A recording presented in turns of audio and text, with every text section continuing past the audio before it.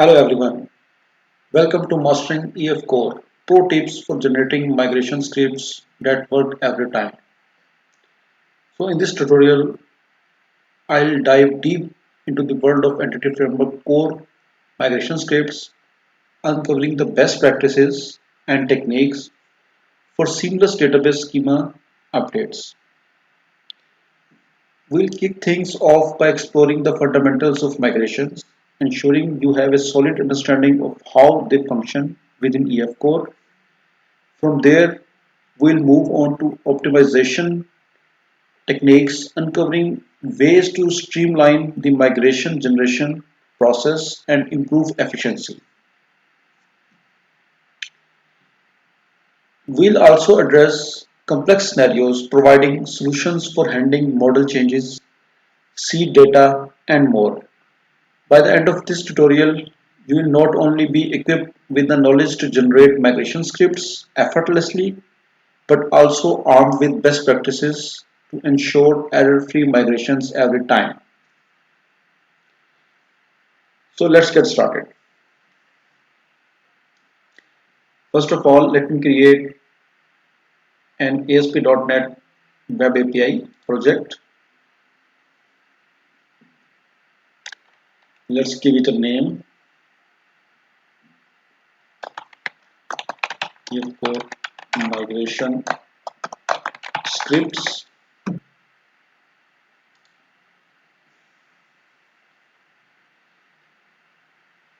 So let's select the default options.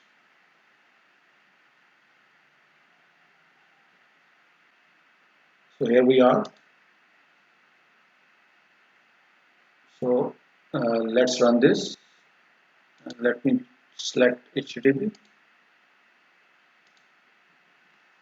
so that we may not get any SSL certificate errors.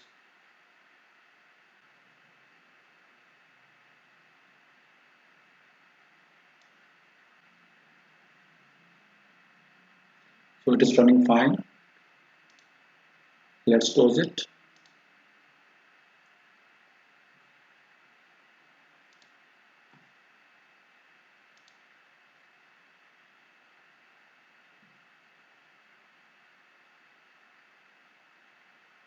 So how you can create a migration? Create a migration, we can run a command add migration, my first migration. But when you run this command, you will see this error. So to run this command, we first need some packages to be installed. So let's add those packages using package manager console, or we can choose manage NuGet packages.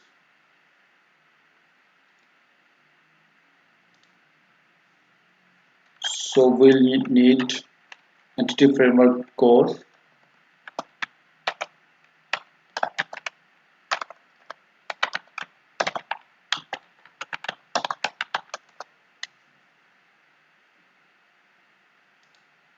let's browse. So let's install entity framework core.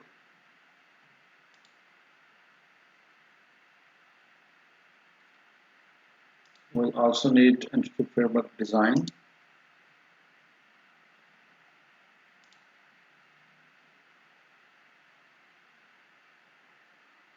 Also for SQL Server, let's install SQL Server. Entity framework core for SQL Server. And let's install the tools which are required to run these migrations.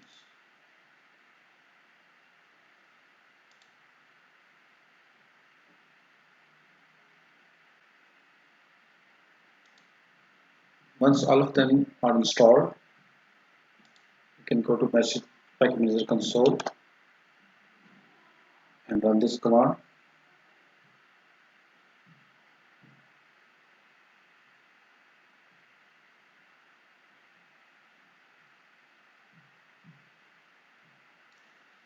Now it is saying that no DB context was found in assembly efcore migration scripts. Okay, so let's add DB context. So let's add a class.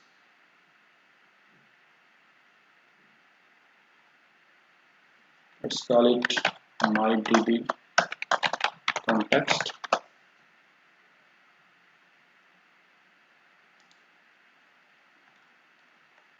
We have to inherit it from DB context class divided by entity flavor core. Override on configuring, and here we use options filter to use SQL Server. We can read connection string from app settings. So we can, if we are reading from app settings, we will write not options builder dot is configured. So in this case, use this. So for server, we will use local DB ms SQL local DB. Let's call database efcore migrations demo,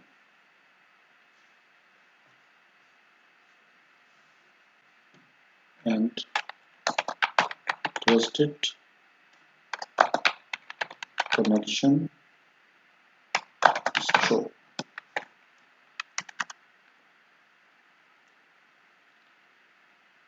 Now also we need the model. So let's create one.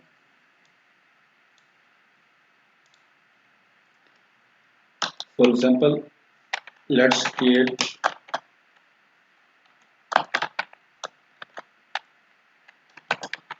a users entity, and it does not exist. So let's create one.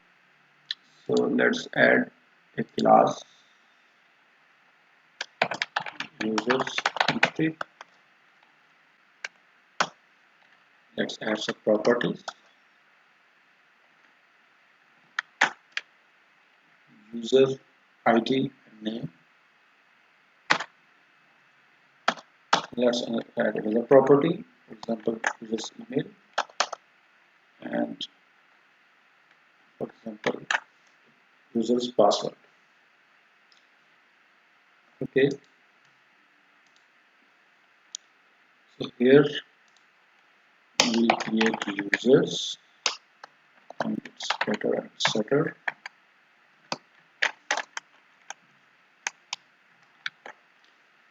Okay. Now if I add a migration, let's call it now initial migration.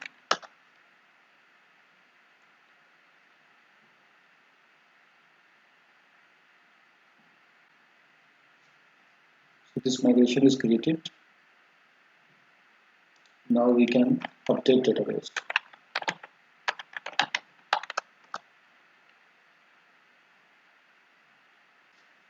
So this migration is applied. Let's go to SQL Server. Let's refresh. So you can see that here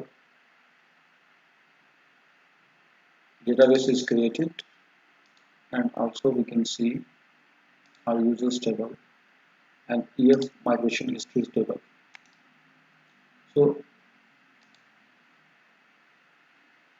if we select rows from EF migrations history table, we can see that here we have migration ID and product version. You can see this migration is applied here. So efcore keeps tracks which migrations are applied by updating this migrations history table.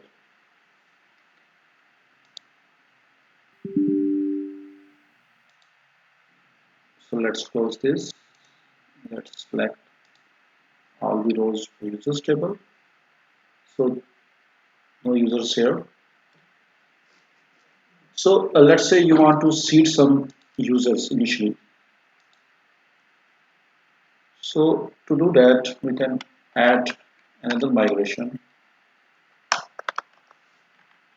I can press up arrow and then I can change the migration name and let's call it seed users.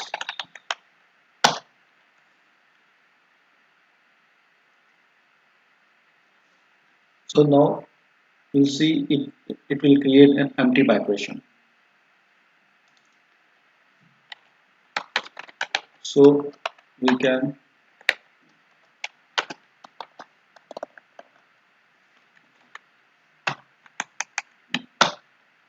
use raw SQL to seed some users.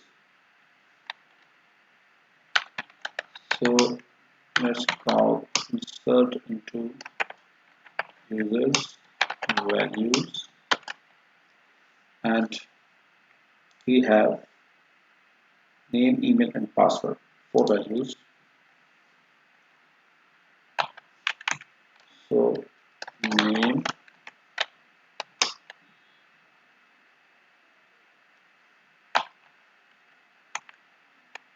abc at xyz.com and password, some password.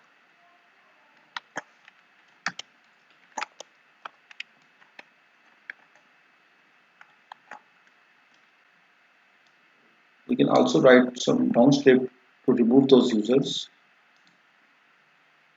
but for sake of simplicity, let's leave it there. So let me call update database again.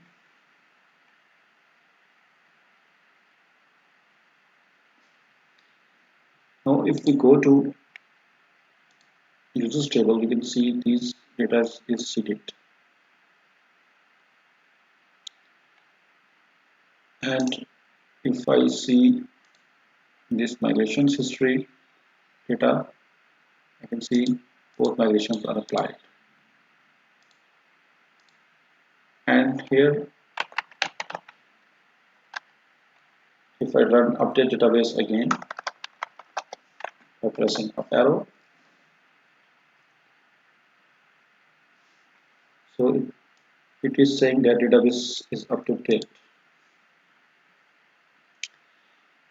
Now let's see that your application is completed and now you want to ship the application along with some scripts to the end user or deploy it on another server.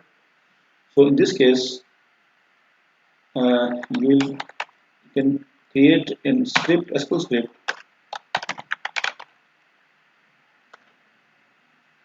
script migration with script migration command. So this will create a script.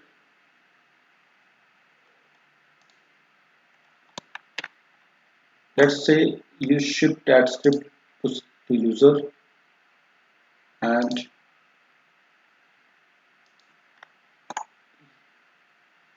he runs the script once. Now here you can see it is already saying that there is already an object named users in the table in the database because I have already created the script.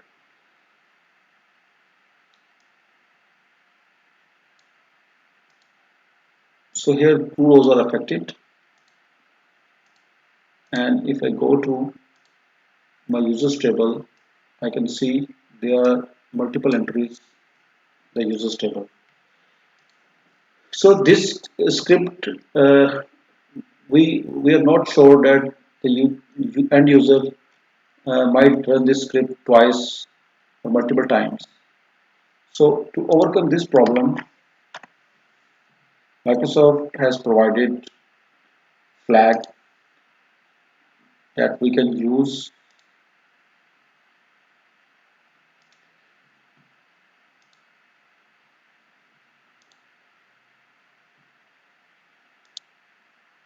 So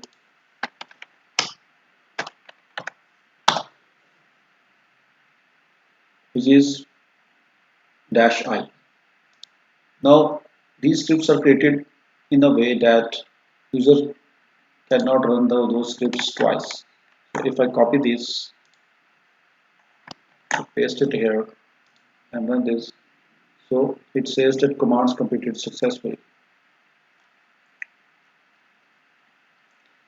No problem here because it already checks that it is in the script. It is checking that whether this migration is applied or not, and as we see, if we run that, we can see that there are multiple migrations in the database, multiple entries, and we want to avoid that. Now there is a problem with these scripts too. Let me show that to you.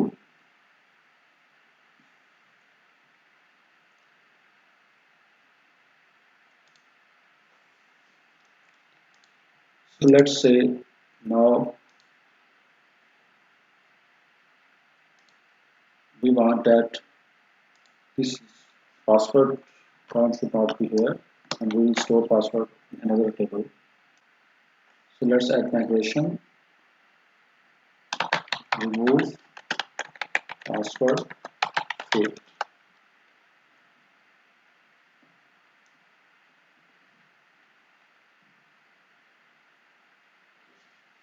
Now efcore is warning us that uh, this migration may results in some data loss. So we are already aware of that. Uh, we can we can run some commands here to move the data to another column or another table. So for this demo, let's leave this and let's run script migration again.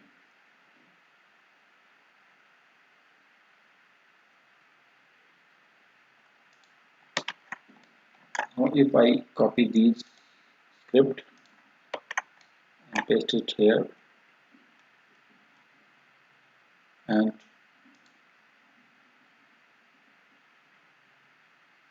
runs it, it ran successfully. So in this case, that move table migration is applied.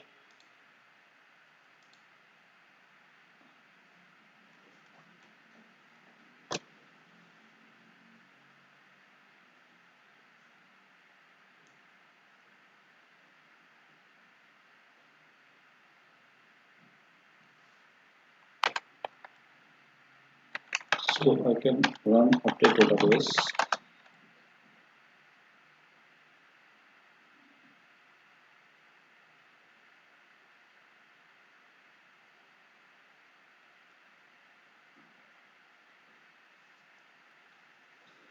Okay, we already applied that migration from script. Okay, let's remove another column for this demo, and let me add another migration. Remove new column.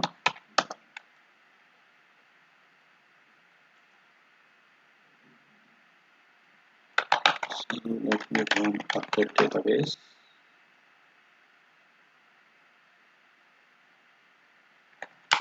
Okay, let's script migration with I flag.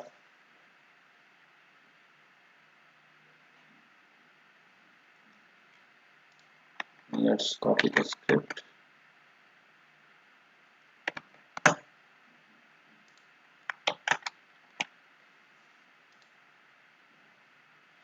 Also running successfully.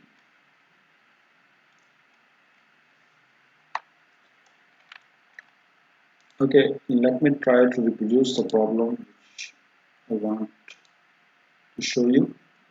So to that, let's add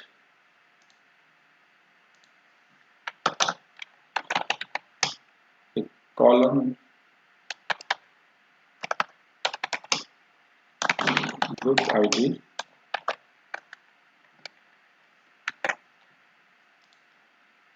and let's make it nullable. So let me add migration group ID column.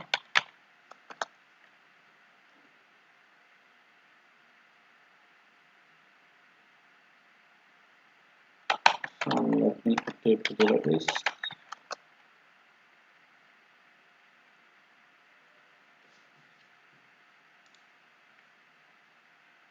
Let's see if we have this users, this group ID column here. This group ID column. So let's see some more data.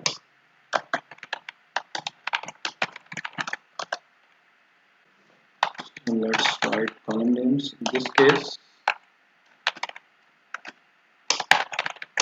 and for name, let's write user 1 and group ID 0.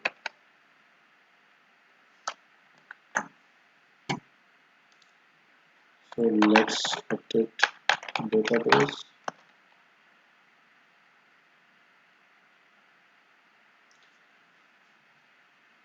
Now let me remove this column again, this group ID,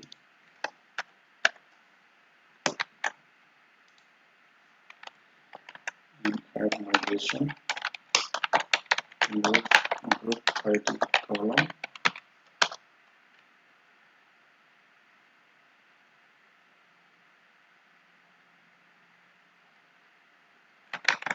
Let's update database once more.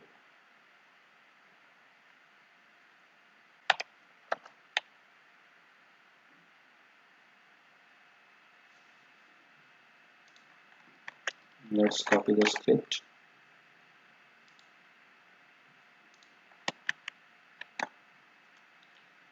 Now, if I scroll up, you'll see it is saying invalid column name group ID. And if I try to execute, it will say invalid column name group ID. So if we are creating multiple scripts, then there is no problem. But if we are creating a script, a single script, then this could cause a problem, and we cannot make use of this script with this flag. Now you see what the problem is with this approach. Now there is a very neat trick here which you can use to overcome this problem.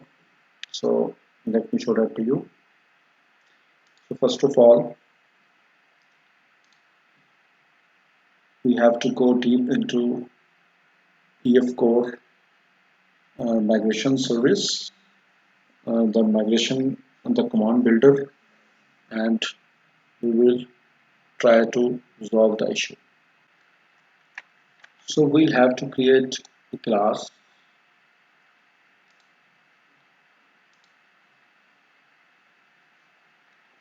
Let's call it dynamic SQL relational command builder.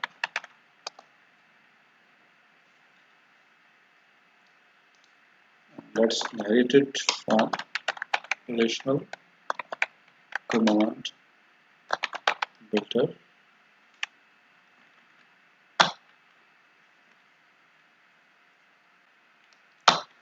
So let's type in ctor. Let me move it here. And now it requires relational command builder dependencies. call them dependencies, and we pass this to base class.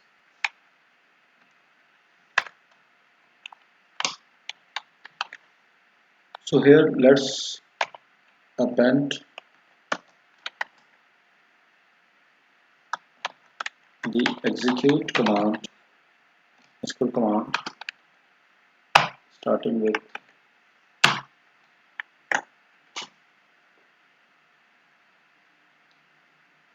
this,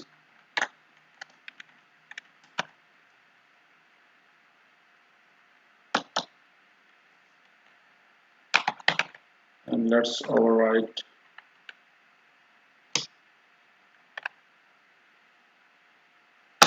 append here, and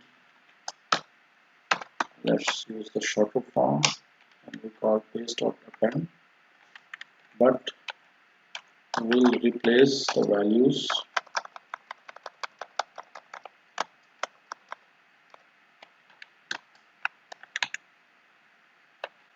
so you'll see shortly why we are doing this, and you will be able to understand. Let's replace single quote with double quote with two single quotes to satisfy the query, and here when this command is built, we have to enclose the bracket. So we'll call paste.append, and single quote here, close the execute command bracket.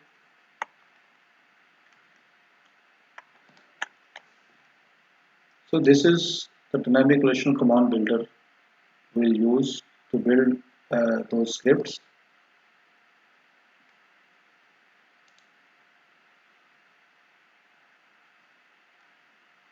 So for that we have to add another class,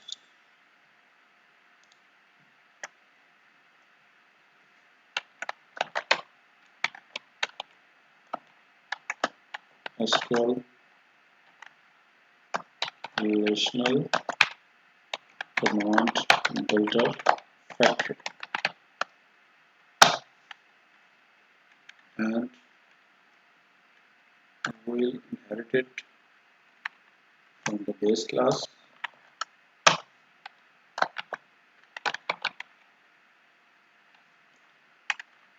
which is relational command builder factory.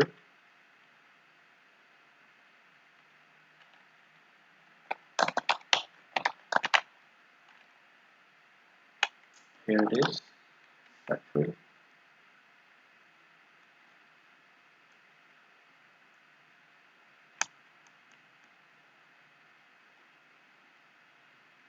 And if we go to the class, we can see that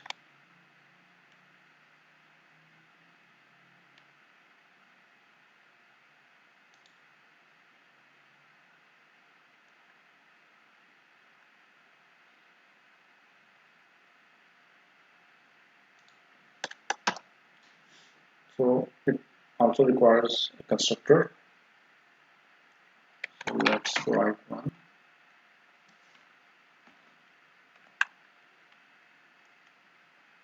So we have to call base, and we have to provide relational command builder dependencies. So let's get those.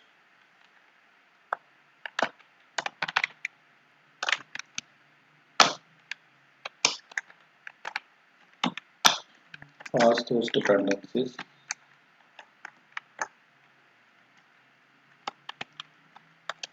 Let's close these brackets here,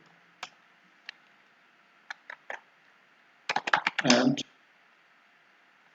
when the create function is called, what we want is we want to use our newly created dynamic acceleration command builder.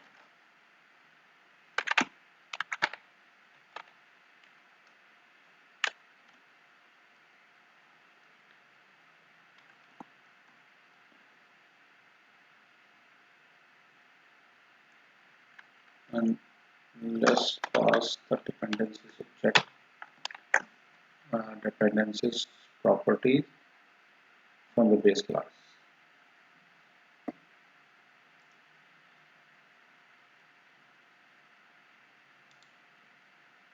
So here we are using this command filter,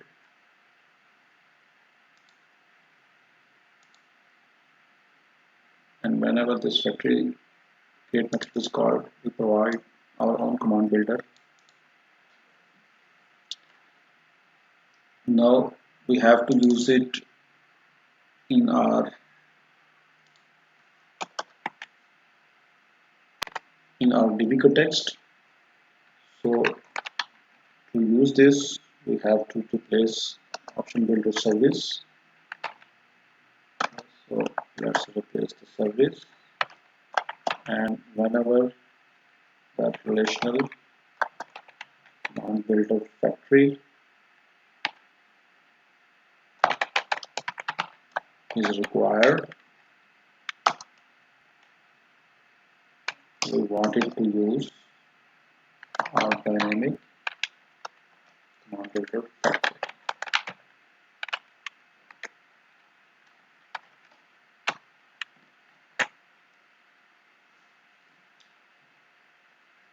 So that is all we need to use this new trick. So let's script migration again.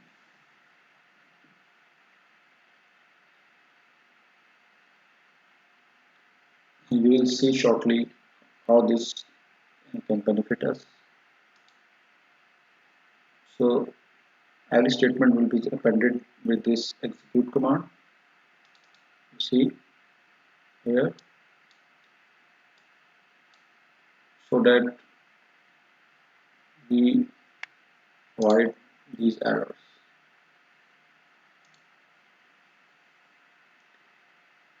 So here insert statements are also appended, and to make SQL, to avoid the SQL error with these quotes, we have replaced the quote with double quotes, with duplicate single quotes. So everything is fine now. And let's try to run this script. So no errors.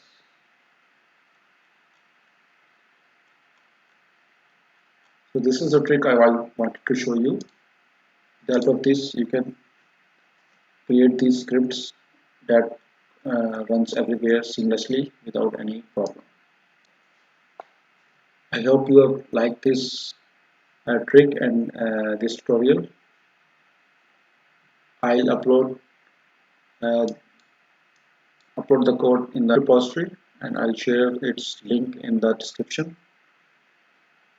Please like this video and subscribe so that I can share all these neat tricks with you. Thank you very much.